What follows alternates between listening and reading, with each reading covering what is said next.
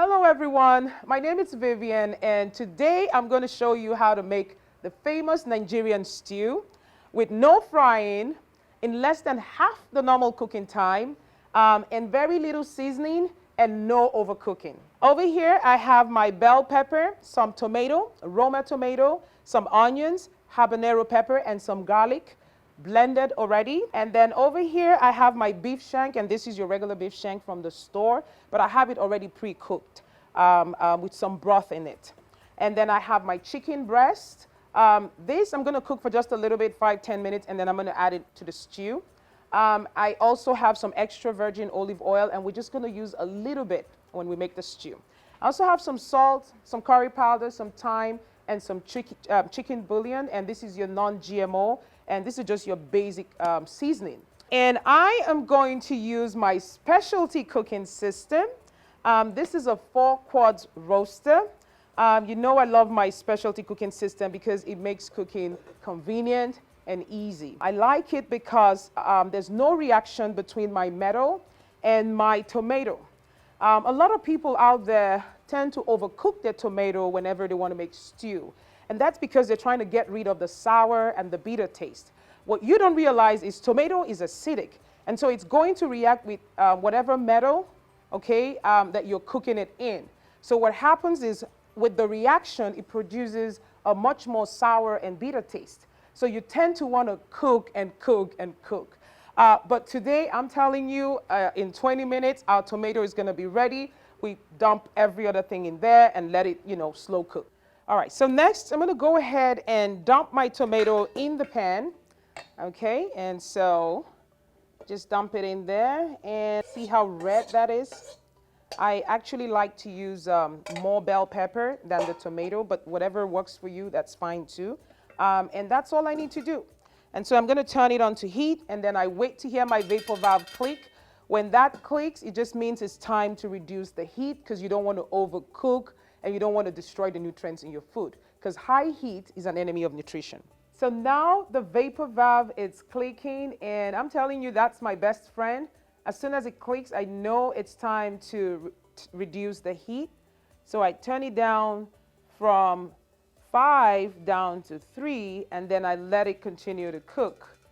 Another thing you can do is, if you're concerned about the tomato or the water drying up faster, you can crack your pan open just a little bit. That will help to get the moisture out of the tomato quick.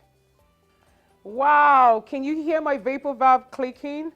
Okay, and this is after, remember we cranked the pan open for just a little bit. So now, if you take a look, see my tomato, bell pepper, and all my sauce is all cooked. So now I'm going to go ahead and dump everything else in there at the same time, okay? So I'm just going to put about half olive oil, okay? And you don't have to do this, all right? But just to show you that, hey, you can still cook with a little bit of oil instead of frying and all that stuff that we do. And then next, I'm going to dump my meat, okay? So that's my chicken in there. And then I'm going to put my beef. Wow. See that? Easy to make my stew. And then I'm going to go ahead and add my salt, my curry, my thyme, and also my chicken bouillon, all right? And this is like 1 teaspoon, and you're good. And the reason why is because my specialty cooking system retains all the natural flavor in the food. You don't need to cook with a lot of seasoning anymore. Because most of the seasoning that we cook with contains sodium, and sodium is your #1 culprit for high blood pressure. So you want to stay away from, using a lot of seasoning when you cook, all right? So here we go, and take a look.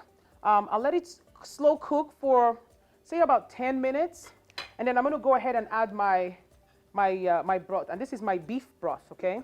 This is exciting, always exciting for me. My vapor valve calling my name and saying, Vivian, I'm ready. Come check me out so you don't overcook your food. After I added the beef broth from my beef, I let it cook for about 10 minutes. Wow, take a look.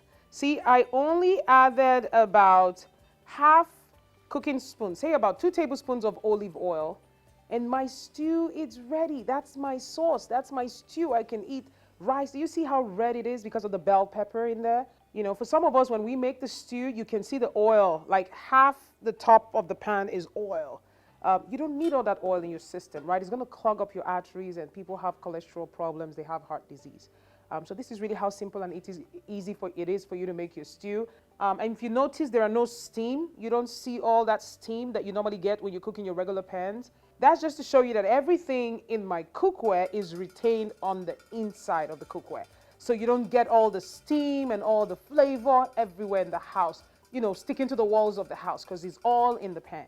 And that's how it retains most of the nutrients in your food. So that's it. Our stew is ready. You can eat it with some rice, with some quinoa. You can eat it with some potatoes or yam. And again, you got to add those fiber in there, okay? So that's it. That's how easy it is to make some stew, all right? So that's it. We're done cooking. I'm going to turn it off and just let it cool down.